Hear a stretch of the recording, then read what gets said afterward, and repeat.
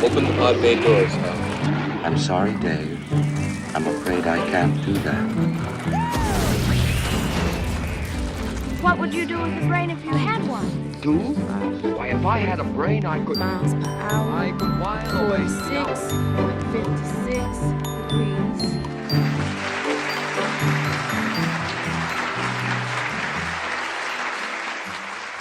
This is the first question that kids have, and you know, a paleontologist fundamentally works on non-human animals. So there we have the word anthropology and archaeology for people who study our history in particular. But everything else is grouped under the study of paleontology or paleontologists. And what we saw in the movie is really, we saw the word paleontologist kind of used a lot. And I think there is an activity of excavation of non-humans, right? So that's like removing a whale like we saw in Peru, or a dinosaur. That's a paleontological excavation. And the movie offers a really great insight into how we do that. But what I do as a paleontologist is study fossils that were collected by many different people over many, many generations of time, you know, since the 1800s. And I work on fossils that were collected by a lot of other people. And I also dig up a lot of fossils that are worked on by people who are not me, because science is really a community endeavor. And so I think that we might have some pictures. I'm gonna show a tyrannosaurid, that's not it. In a few slides. I did 8 seasons in Mongolia, 8 field seasons over a month long every time, kind of doing what you saw in the, and I don't know what comes next. This is our field crew in 2001. And I discovered, this is a field site, similar conditions, 115 degrees. We're removing jackets of a whole group of ankylosaurs in this image, jacketing them. You can see a lot of similar technique.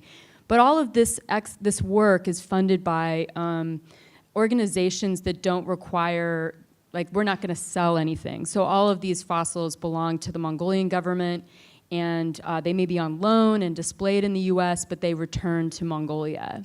So we do our science, we make our discoveries, and they return to the country of origin. This is the tyrannosaurid I found. This is Alioramus. This was the holotype, or the name-bearing specimen. It's a long-snouted, you see it has some really cool kind of bony crests on the top of the skull. And my discovery process was not dissimilar to that shown for Sue Hendrickson. I found bones, I could tell they were hollow, a bunch of them on the surface. We used a very similar set of techniques to those shown in the movie. But I didn't participate in the description of this fossil. It was done by my colleagues who work and focus on tyrannosaurids, which is not my focus. I focus on the colors of dinosaurs, I work on fossils collected by others in China, and I also do field work. I think it's coming up. These are our fossils of a pony-sized tyrannosaurid. We do know that all of these dinosaurs are now fuzzy, with like single kind of simple feather-like structures. And I think this is a view of where some of that work's done in Northeast China. And we now have full-size tyrannosaurids. They're Asian tyrannosaurids like Alioramus from Mongolia, and Eotyrannus, that have these filaments on their bodies. And I'm gonna skip that. I just wanted to get to field sites. So, like, you know, I spent 2 months in this locality out down in Antarctica digging up other fossils. So it's just all of that. This expedition was funded by the federal government, by the US government, and they gave us full field support to collect and document Antarctica's fossil history for 2 months. So I hope maybe in that little discussion or kind of overview we can go back to any of those points, but the majority of paleontologists do not sell fossils. Yeah, so this actually, and I don't know that Sue started this story, but to just give you a broad perspective, it's only legal to sell fossils, as far as I know, in 4 countries. You can sell fossils from the US, You can sell fossils from Germany, and you can sell fossils from Morocco, and I believe maybe Lebanon. I'm not sure about that. So every other country has some form of patrimony law saying that the fossils are part of the history of that nation and they're protected. So in Peru, when they were removing, that's actually right where I do field work in Peru. The pictures we saw of the Larsens removing whales, that was with a commercial fossil company out of Switzerland, Sieber and Sieber, and those fossils were sold to German museums. And we have a long history. Peru's requested back much of its archaeological history from Yale University. They were in legal battles for over 10 years trying to get back their archaeological history. And now they have a patrimony law that says that their fossils are part of their patrimony.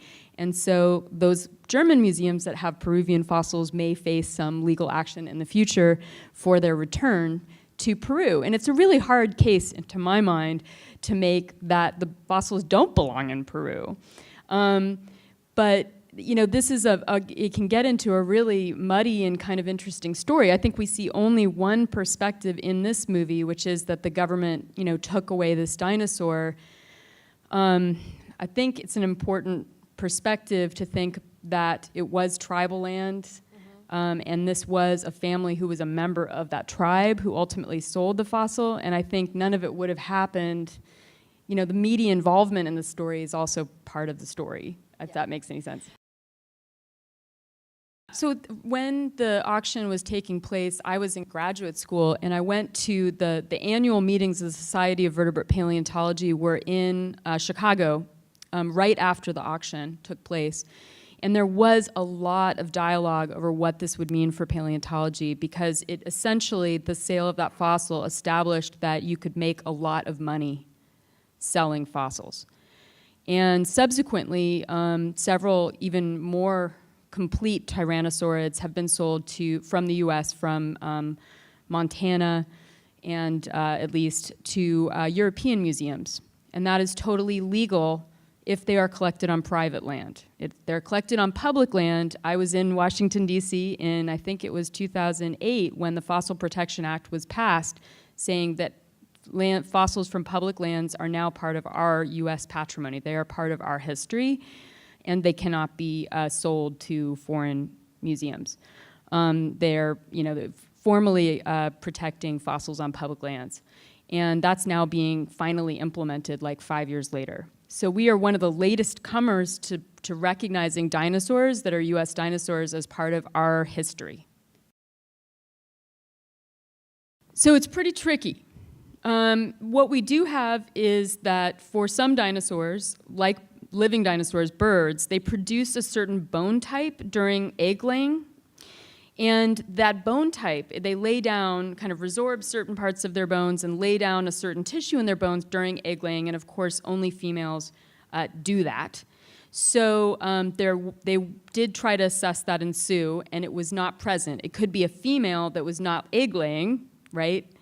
Or it could be that it is not a female. And so in terms of like speculation based on comparisons with other tyrannosaurs, I'm not up on the latest thinking on that, but that's one of the ways that people have tried to establish whether a dinosaur is female or male, but it will only be a special tissue type produced during egg laying, and it has been found in other dinosaurs that we can assess are female, or people have assessed are female. So I guess the verdict, to my mind, is out, but honestly, it's not my major area of inquiry, so I don't have the latest, like, what came out yesterday on Sue's gender.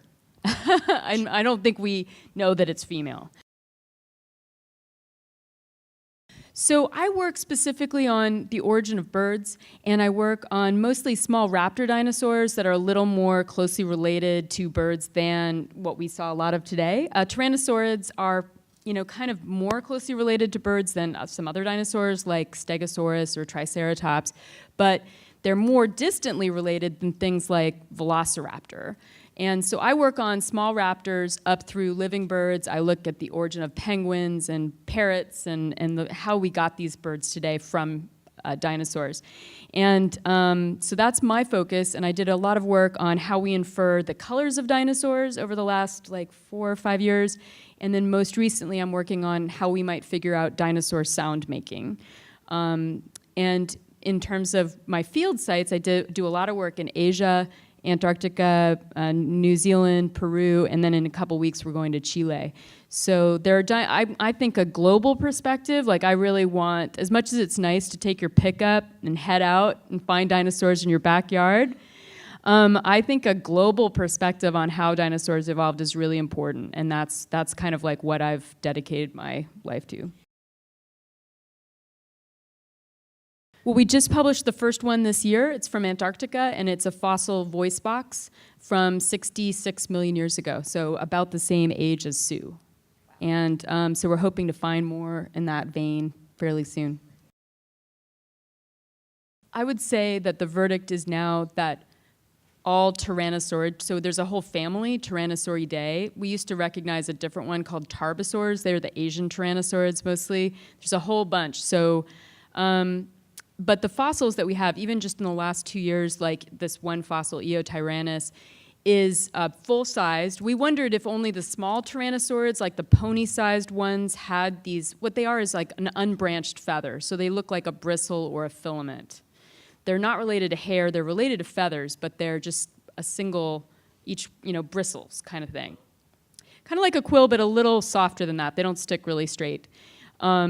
So we now have them in full-sized Tyrannosaurids, not just the small pony-sized ones. So that means it supports that these are present in all of them. We don't have, from the North American record, there's no fossil record of a Tyrannosaurid with these the filaments, the body covering. In Asia, we have them from lake deposits, and so we can see more of their body covering. Yeah, so this might be a tip for anyone who might come across a fossil in the field. I'll like back it up a second and talk about how you would approach that. So say you see some bones weathering out on the surface. So you'll see maybe some shapes or loose pieces of bone. The first step is to back up and like give about maybe, I don't know how many feet radius, and just see if there's any more bone, because you're gonna cover it up. Once you start digging, everything's gonna get covered from your digging. So you wanna make sure you have all records from the surface fully collected. We saw them bagging all that stuff. That's exactly what we would do too. And then they assess where the fossil is and maybe how it's oriented. That's kind of like based on knowledge of anatomy of the skeleton and how it might be sticking out of the rock shape. And you want most of the dinosaur in the rock, because that means it's well preserved. And they said that in the show, which was good. And then they saw how much overburden. What we call overburden is everything you have to take off to get down to the level in which, because these fossils are laid down in like a delta, so they're flat. They're not going to be like this. So they want to get down to that level, so they had to take 30 feet of overburden. That is actually a lot of work. But we know that the skeleton is not going to be kind of like vertical, so they are pretty safe using those big tools to get within a couple feet of where they saw the bones on the outside, and then they'll use smaller tools. But that was a lot of overburden to remove to just get down to where the skeleton would be laying flat in there.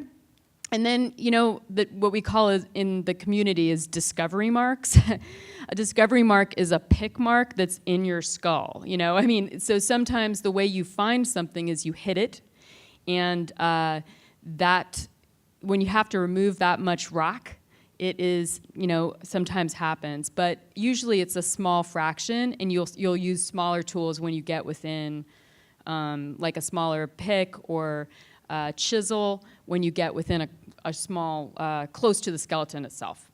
So it is definitely kind of experience, I would say, knowing how to approach an excavation and how to figure out where the skeleton might be, so you can move fast with your big tools and then use fine tools just for the small stuff. Those guys did a lot more what we call field preparation than we would do in the field. Like they were exposing the whole tooth and everything, and they were filming it all. Mostly we don't film our excavations, and we also don't expose that much bone. We would just see the outline of the tooth, and then we would cover it in plaster, and we'd bring it back to the lab to a more controlled environment before preparing it further. And that was one big thing. We would never do as much preparation in the field as what those guys did. Well, I mean, I think for a lot of people who showed up on Super Bowl Sunday to come watch this film, I don't have to explain the passion. I mean, finding something that is completely new to science in any field is just dynamic. And there are people who, obviously there are alternative career paths. And being commercially collecting and selling fossils in the US is legal as long as it is not on public land, and that's fine. I think in terms of the conviction, and it does seem like that was a very, extreme sentence. That said, it was a commercial enterprise. They were selling the fossils, and we don't have a lot of international law governing that kind of thing. So what they were able to convict on is different than, because it's international. So a bunch of those customs things were things where they were collecting a fossil, say in Peru, and maybe selling it to Germany. And they can sell to Germany because Germany also has very lax laws about buying and selling fossils. So that's why many fossils have gone there. But I think there's also the question of, there's no question it was a commercial enterprise, and it had been going back to 1886. Doesn't mean that those guys don't care deeply about fossils and about paleontology, and they do. And oftentimes their techniques are good techniques. And a lot of discoveries have been made by commercial collectors. It is a tension, and especially internationally, it's a bigger tension. Well, that raised a really interesting point, because a lot of countries have, say, what I called patrimony laws, which means that, say, I find an Indian burial site on my land, my personal land. A lot of countries would say that Indian burial site belongs to the nation of, say, Peru, right? Their laws are very clear on that. They are not clear on paleontological remains. So non-human remains have been less legislated. And so in that case, what the judge was saying was that they treated the fossil like a rock rather than like an arrowhead. And so they called it real estate, but they're talking about jurisdiction over rocks. And they said that the fossil fell under the jurisdiction of the rocks rather than the arrowhead. That's the kind of dodgy legal landscape we see globally, and it is a confusing one. I don't know if you're asking like what I personally believe. I feel like that whole situation was a disaster, and it ended up being really bad that fossils started having a huge market for selling for millions of dollars. I think that's really sad, the way that it worked out. And there's a lot of things that conspired in that process, as we saw, to kind of make that, and I'm not blaming the Larsons for that. I think it's this whole confluence of things that were happening at that time. And the high sale price makes it more difficult for scientists to do their work. Is that correct? Or is that one reason that it's burdensome to have these sell for this high? Yeah, it can mean that, I don't know if anybody followed the stuff that happened with a Mongolian tyrannosaurid that ended up in legal battles for years. It was a guy who extracted it from Mongolia, claimed it was legally collected from Mongolia. It was not. And that court battle, again, because of an absence of international law being very clear on it, he attempted to say it was legal. And it was repatriated to Mongolia. They were trying to sell it at one of the auction houses for millions of dollars. I think that is to the detriment of the science. I've seen stuff in Mongolia where we came across a part of a Protoceratops skeleton, and the whole thing's been smashed because the person who was trying to collect it illegally didn't know what they were doing, and they just broke the entire thing. So we went back to one of our old sites in Mongolia that we went to in 2001. We went in 2010, and there was just smashed up stuff everywhere. And it's one of the most important fossil sites in the world. So, I definitely see that there's a downside. There's also these guys are collecting all year long. They're not having to do paperwork or write papers or teach classes, and they can make a lot of discoveries. So that can be good. if it ends up in a scientific institution, and so there is a tension there. I mean, it's a great question, and I think it is also raised by this film, because what I think academics are portrayed as is like, you need this rubber stamp to do science. To be interested in science, you need to be a professor, and that's clearly not true. There's many different ways to engage with science and science communication and lead digs for kids. But you mentioned also DIY stuff, which I'll come back to in a second. I want to be clear. I think that it's wonderful for other ways of engaging with our paleontological past. And there are local museums, even around Texas, down near Wimberley. There's a dinosaur footprint museum that's locally owned. I think that what it requires is a collaboration, because what we find is a lot of these private museums don't have much longevity. They're around for maybe a decade or more, but we have museums that are around, and we pick up orphan collections. There are a lot of museums that can't support themselves, that go under, and all of that history can be sold if you're in the US and it was legally collected, or it can end up lost. And so as a scientist, I just feel concerned that I want as many people as possible to be engaged with science, but I also want them to contribute to the ongoing deep history we have of like studying our past together as a community. And with the DIY, I have some friends who work on the dodo bird, and they are reconstructing what the dodo looked like, and they had I forget which, maybe it was GoFundMe or something, and they wanted to raise money because honestly, $7 million, that is about the entire funding of NSF for all grants in paleontology and sedimentary geology. That's like funding hundreds of scientists to do research with almost no money.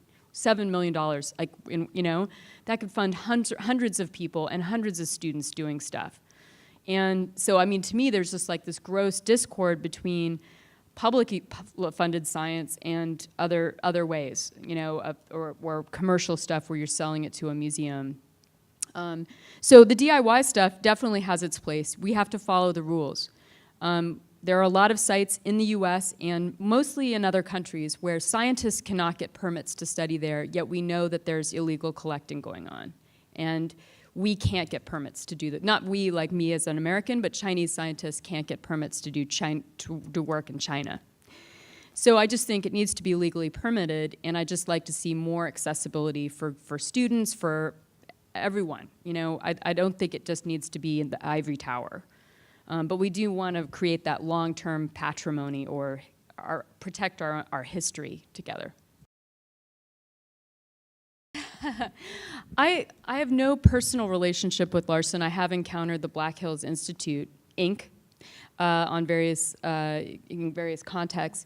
I want to turn that question in a slightly different direction, which is that I wanted to mention another film that we could have watched today too, which is called Dinosaurs Alive. And Dinosaurs Alive, I'm in. You can watch it on Netflix. I am definitely plugging it right now.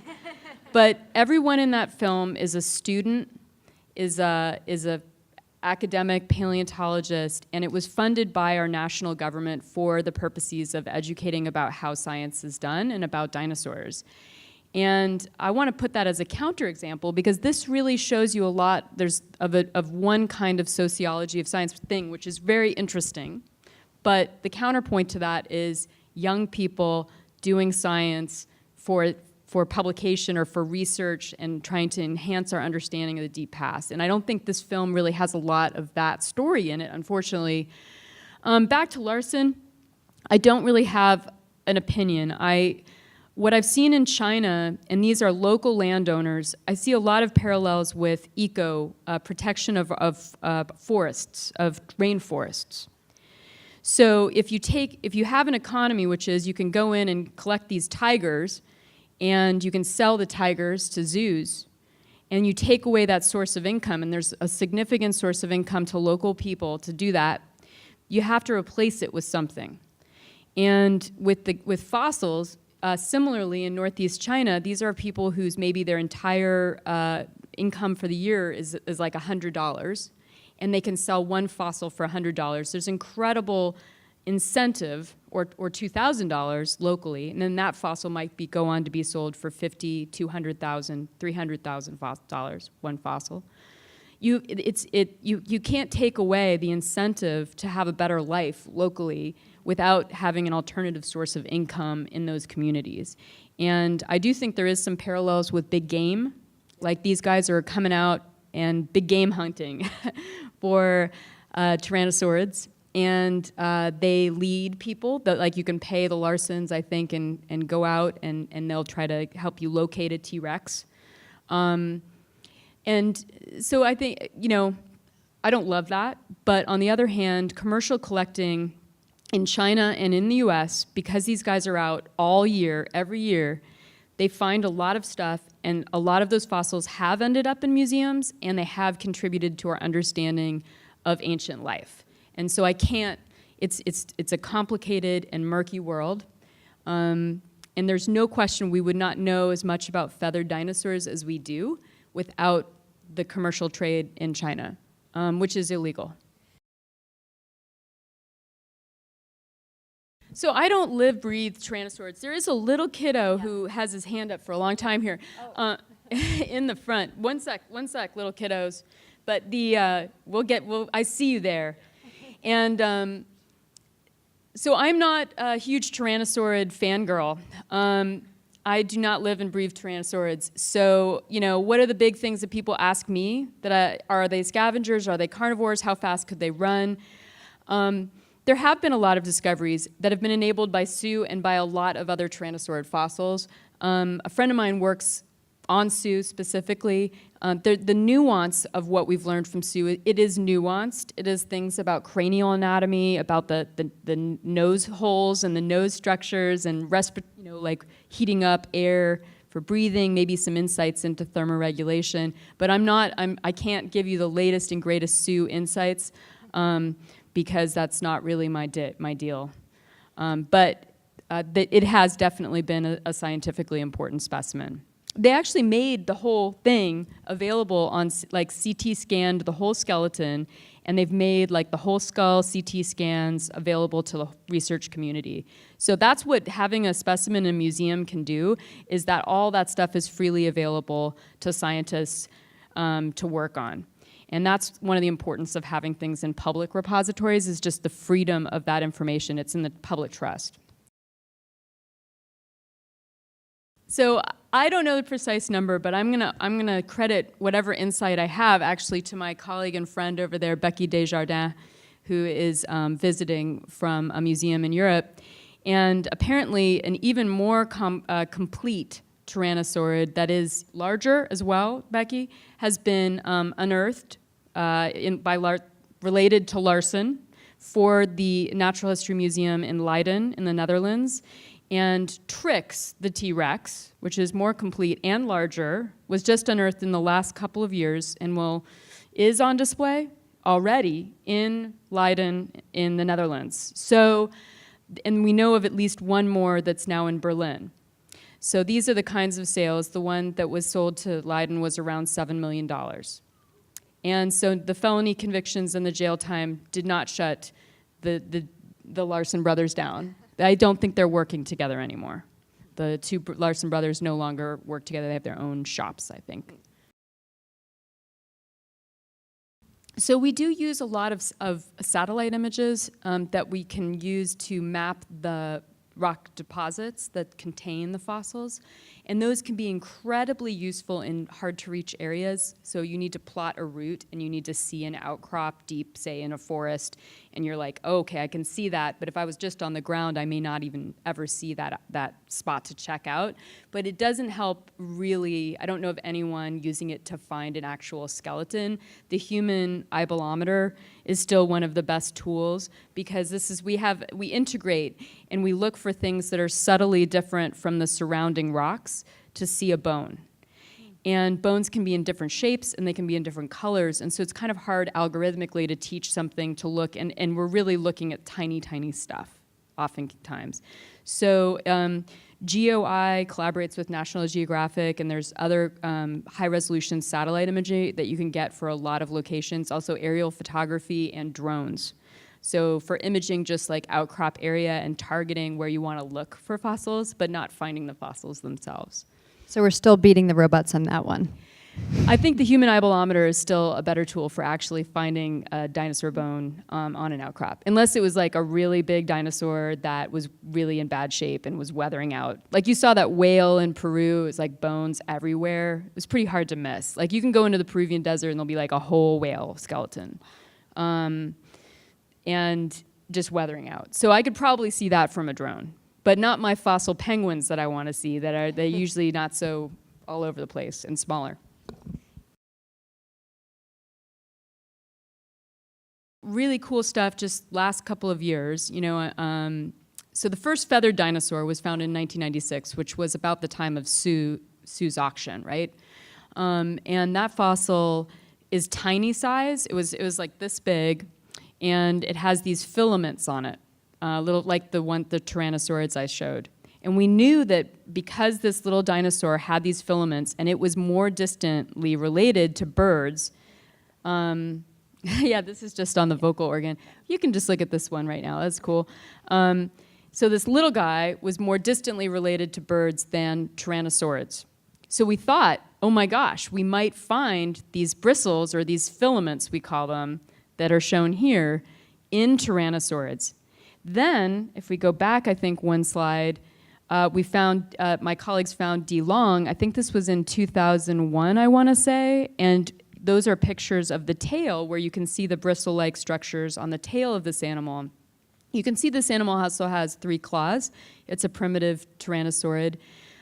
So the question was, when animals get large, like an elephant, they tend to lose body covering. So elephants are pretty much not very hairy because they're big, and you have a problem with heat loss when you get large animals can overheat. So they tend not to have as many body coverings. What we did find in, I think it's around 2010 or 2011, was the first full-size tyrannosaurid with filaments. So we now have tyrannosaurids with these filaments. Now, I should also say that we've found a lot of different dinosaurs that are not tyrannosaurids that have these filaments now. And it appears possible that at least some kind of bristle covering is present in all dinosaurs. So maybe they only had them on some part of their body, because we have certain groups of dinosaurs we know were mostly scaly.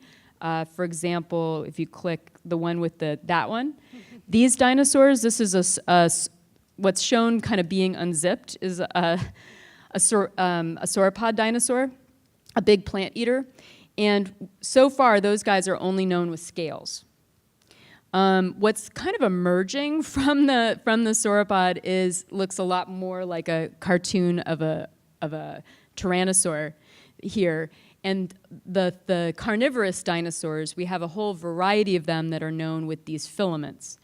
The only ones that have true feathers that are branched, like we see most bird feathers today, are the small raptors, Velociraptor, Oviraptorosaurs, if you know what those guys are, and so Troodonids. They all tend to be smaller, and they're a little more closely related to birds. So we think that these filaments are a precursor to feathers within dinosaurs. But now that we're discovering more and more dinosaurs with bristles or small filaments on some part of their body every year.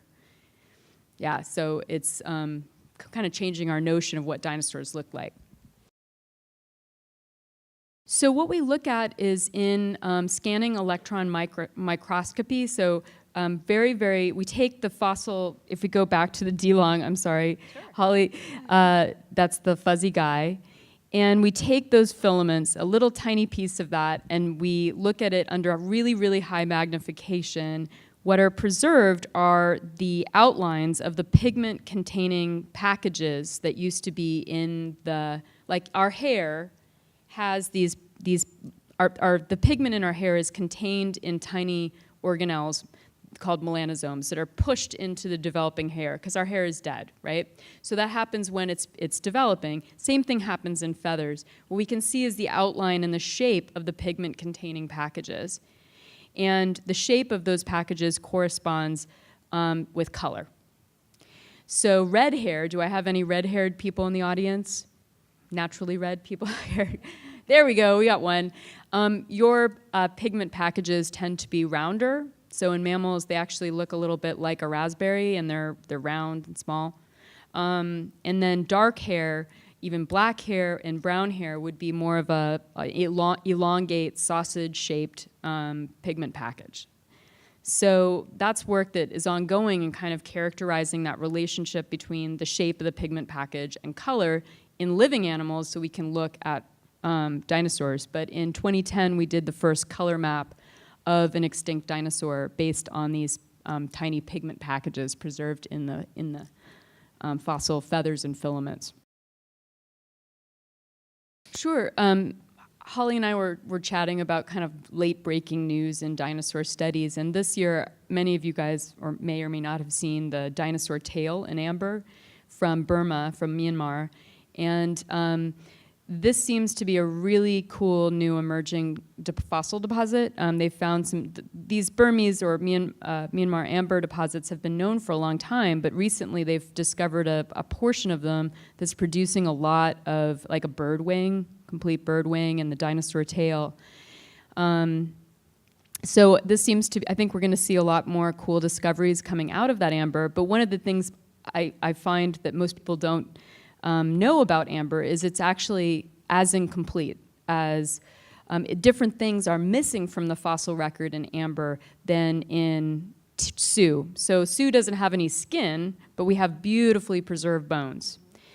In amber, you often have really beautiful skin and feathers, but the inside might be hollow. And there may be just nothing there. Or there might be a couple of bones, but not all of the bones. So it's really interesting, I think an emerging area is like what's preserved in amber, why is it preserved, and then what other dinosaurs might we find in Burmese amber is gonna be a really cool area that in the next couple years to look at. Any final burning questions for Julia? No burning questions, all right. Thank you so much, Julia, for joining us today. And thank you all for being here for Dinosaur 13. And Julia, you have a website, right, where people can read about your research and other things you're working on? Yeah, actually, before people run away, we're trying to start a Friends of Paleontology group in Austin. Look for it on Facebook. And we actually have we have one of the biggest collection of fossils in the US is at UT Austin. It's not open to the public. And what we want to do is start getting people who are interested in paleontology in the community, and we may be planning like an open house or a way for the community to be more aware of our amazing involvement with paleo here in Austin and in Texas. So I don't have a website to show you today, but keep on the lookout for a Facebook page, and hopefully that will be, and I have a Twitter account and a website, so it'll be on both of those when we have it. Yeah, we are now, what happened was there's Texas Memorial Museum on the UT campus is a great resource for people who want to go look at some more fossils locally, and Texas fossils in particular, fabulous. The VPL, the Vertebrate Paleontology Lab, is now part of the Jackson School of Geoscience Natural History Museum. We have a gem collection. Most of it is not on display. And so now we kind of want to do some outreach that's particular to our paleontology collections, which no one really gets to see. So kind of let the community know more about our science of paleontology here in Austin. So I hope that there'll be some stuff on that coming up fairly soon. Yeah. Thank you guys so much. Thanks, Julia.